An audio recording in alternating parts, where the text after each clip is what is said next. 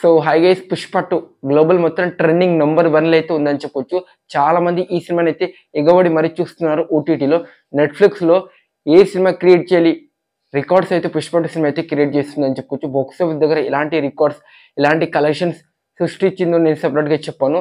ఆ పేరు వెంటనే రికార్డ్స్ గుర్తుకొస్తాయి. అలాంటి రికార్డ్స్ అయితే పుష్ప 2 సినిమా అయితే క్రియేట్ చేసిందని చెప్పొచ్చు. ఇప్పుడు నెట్ఫ్లిక్స్లో కూడా అలాంటి రికార్డ్స్ అయితే సెట్ చేస్తుందని చెప్పొచ్చు. ఎవ్వరు మర్చిపోలే ఈ సినిమా ఉండాలి నెట్ఫ్లిక్స్లో అని ఆ లెవెల్ అయితే ట్రెండింగ్ నెంబర్ 1 అయితే ఉందని చెప్పొచ్చు. గ్లోబల్ మొత్తం ఆ రప్ప ఫైట్ సీన్ కావచ్చు, గంగమ్మ జాతర ఫైట్ సీన్ కావచ్చు, ఎగబడి మరీ చూస్తున్నారని చెప్పొచ్చు. రిపీట్ వాల్యూ అయితే ఉందని చెప్పొచ్చు.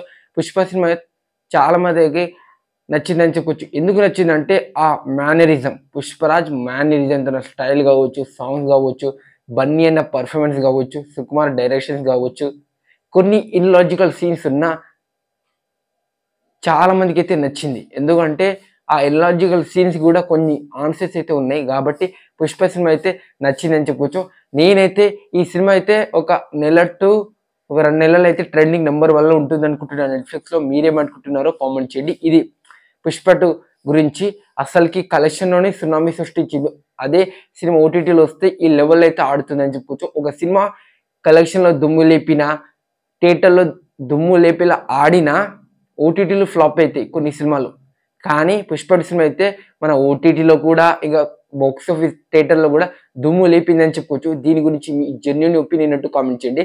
నేనైతే పుష్ప పార్ట్ 3 కోసం ఈగర్లీ వెయిట్ చేస్తున్నా. మరి మీరు కామెంట్ చేయండి.